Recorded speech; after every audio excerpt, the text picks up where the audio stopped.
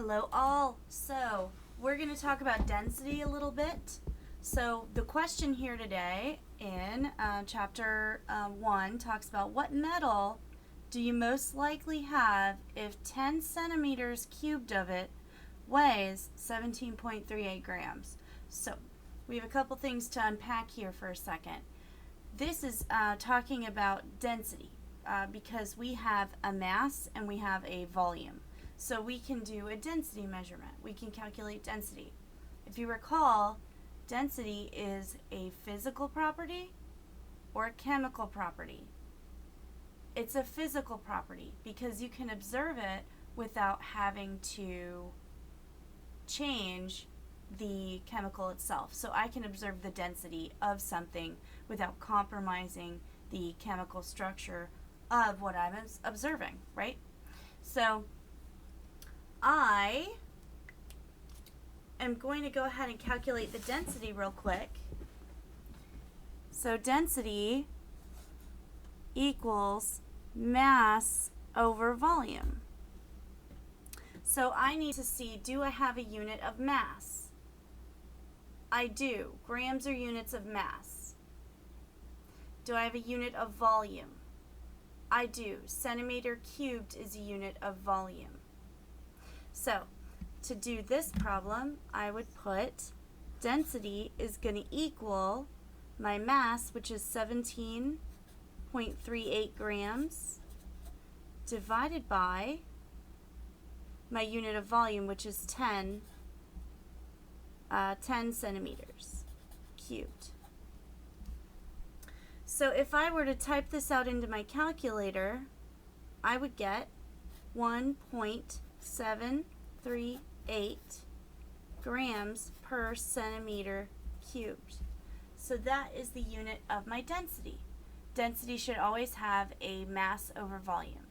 So if I were to look at, because I have the book right here, if I were to look at table 1.6, I would see that magnesium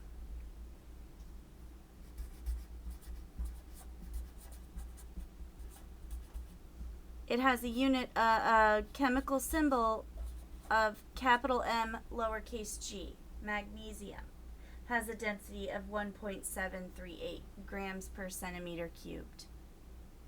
Right? Something you're going to note, typically, solids have a unit of centimeters cubed for volumes, so that's something that's worthy of note.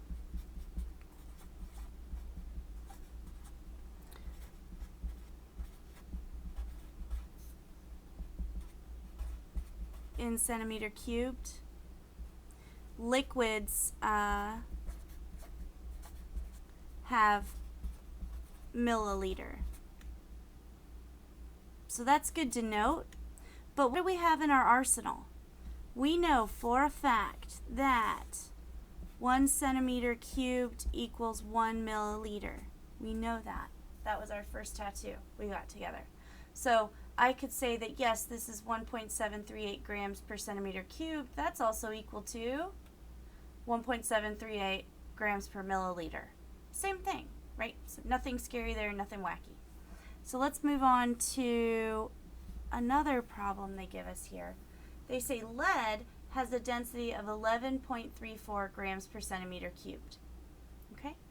Will it sink or float in, how about hexane? So I'm going to look up the density of hexane on that chart, and it says that density, hexane has a density of 0.660 grams per milliliter. May as well look up mercury while we're here, right? Mercury has a density of 13.534 grams per milliliter. So 11.34, that is more dense than hexane, which is 0.66, right? So this is much more dense, so it will sink. It will sink here because more dense things go to the bottom, right? The more dense it is, the more it'll sink to the bottom. If it is less dense, it will do what? Go to the top. All right? So lead has a density of 11.34. Mercury has a higher density. So since lead is less dense than mercury, lead will actually float. Lead will actually float. So lead will